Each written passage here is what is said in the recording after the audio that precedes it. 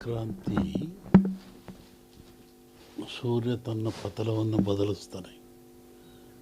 ಭಾರತೀಯ ಪರಂಪರೆಯಲ್ಲಿ ಸೌರಮಾನ ಮತ್ತು ಚಂದ್ರಮಾನ ಅಂತ ಬರ್ತದೆ. ಕೆಲವು ಕಡೆ ಸೂರ್ಯನನ್ನು ಆಧಾರವಿಟ್ಟುಕೊಂಡು ಭವಿತವ್ಯ ರೂಪಿಸ್ತಾರೆ, ಕೆಲವು ಕಡೆ ಚಂದ್ರನ ಆಧಾರ ಇಟ್ಟುಕೊಂಡು ಭವಿತವ್ಯ ರೂಪಿಸ್ತಾರೆ. ಈಗ ಸಂಕ್ರಾಂತಿ ಸೂರ್ಯ ಬದಲಿಸ್ತಾನೆ, ಯುಗಾದಿಯಲ್ಲಿ ಚಂದ್ರನ ಆಧಾರ ಇಟ್ಟುಕೊಳ್ತಾರೆ. ಆ ಸಂಕ್ರಾಂತಿ ಶುಭ ಫಲ ಯಾರು ಇದನ್ನು ಬಯಸ್ತಾರೆ ಅಂದರೆ, ಮೊದಲಿನ ಕಾಲದಿಂದಲೂ ರಾಜರು ಮಹಾರಾಜರು, ಬಹು ದೊಡ್ಡ ದೊಡ್ಡ ವ್ಯಾಪಾರಸ್ಥರು, ಹಡಗಿನ ವ್ಯಾಪಾರಸ್ಥರು, ಸಮುದ್ರ ವ್ಯಾಪಾರಸ್ಥರು, ಇಂತಹ ದೊಡ್ಡ ರಾಜರು ಮಹಾರಾಜಗಳಿಗೆ ಇದನ್ನು ಪ್ರಬಲವಾಗಿ ಇಟ್ಕೊಳ್ತಾರೆ. ಸೂರ್ಯ ಸಂಕ್ರಾಂತಿ ಪುರುಷನ ಮೇಲೆ ಹೇಳುವಂಥದ್ದು. ಹಾಗಾಗಿ ಹೇಳಿಕೊಳ್ಳುವಂಥ ಯಾವುದೋ ಬದಲಾವಣೆ ಏನೂ ಆಗೋದಿಲ್ಲ. ರಾಜಕೀಯಕ್ಕೇನು ತೊಂದರೆ ಇಲ್ಲ. ಯುಗಾದಿವರೆಗೆ ಸರ್ಕಾರ ಬದಲಾವಣೆ ಆಗಲ್ಲ. ಸೇಮ್ ಬದಲಾವಣೆ ಆಗ್ತದೆ ಅಂತ ಹೇಳ್ತಾರೆ. ಅದು ಊಹಾಪೋಹ ಅಷ್ಟೇ. 5 ವರ್ಷ ಅವರ ಬದಲಾವಣೆ ಆಗಲ್ಲ. ಹೇಳಿದ್ದಲ್ಲ, ಸಂಕ್ರಾಂತಿ ಫಲ ಯುಗಾದಿ ಫಲ ಅಂತ. ಸಂಕ್ರಾಂತಿ ಫಲದಲ್ಲಿ ಬದಲಾವಣೆ ಲಕ್ಷಣ ಇಲ್ಲ. ಯುಗಾದಿ ಫಲದಲ್ಲಿ ನೋಡಿ ಹೇಳಬೇಕು ಆಗುತ್ತೆ ಇಲ್ಲ ಅಂತ. ಅಲ್ಲಿವರೆಗೆ ಏನು ತೊಂದರೆ ಇಲ್ಲ. ಹೇಳಿದ್ರು ಯುಗಾದಿ ನೋಡಿ ಹೇಳಬೇಕು ಮುಂದೆ.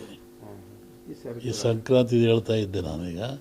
ಈ ಸಂಕ್ರಾಂತಿ ಫಲದಲ್ಲಿ ಬದಲಾವಣೆ ಲಕ್ಷಣ ಇಲ್ಲ. ಅದರಿಂದ ಯುಗಾದಿಲಿ ನೋಡಬೇಕು, ಯುಗಾದಿಲಿ ನೋಡಿ ಹೇಳಬೇಕಷ್ಟೆ.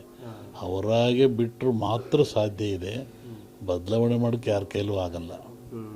ಡಿ ಕೆ ಶಿವಕುಮಾರ್ ನಾನು ಆಗಬೇಕಂತಿದ್ದಾರೆ. ಅವರು ನಮಗೆ ಬೇಕಾದವರೇ. ಅವರು ಇದ್ದಾರೆ, ಪರಮೇಶ್ವರು ಇದ್ದಾರೆ, ಇನ್ನೂ ಹಲವರು ಇದ್ದಾರೆ.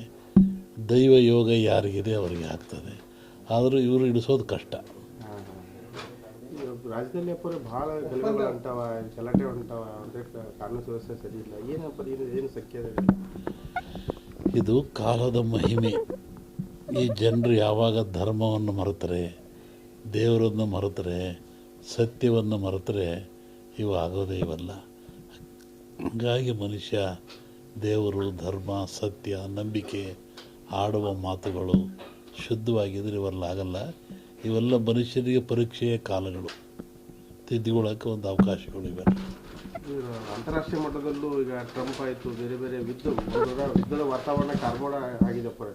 ಈ ತೈಲ ವಿಚಾರದಲ್ಲಿ ಬೇರೆ ಬೇರೆ ರಾಜ್ಯದ ಈಗ ಟ್ರಂಪ್ ಒಂಥರ 26ರಲ್ಲಿ ದೊಡ್ಡ ಗದ್ದಲಾಗೋ ಲಕ್ಷಣ ಇದೆ, ಯುದ್ಧ ಆಗೋ ಲಕ್ಷಣ ಇದೆ. ಜಗತ್ತು 10% ನಾಶ ಆಗೋ ಲಕ್ಷಣದಲ್ಲಿದ್ದಾವೆ. ಸೂಳೆಯ ಮಗನುಟ್ಟಿ ಆಳುವನು ಮುನಿಪುರವ, ಯುದ್ಧವಿಲ್ಲದ ಬಡಿಯೇ ಪುರವಲ್ಲ ಕೂಳಾದೀತು. ಇದನ್ನಿಟ್ಟುಕೊಳ್ಳಿ.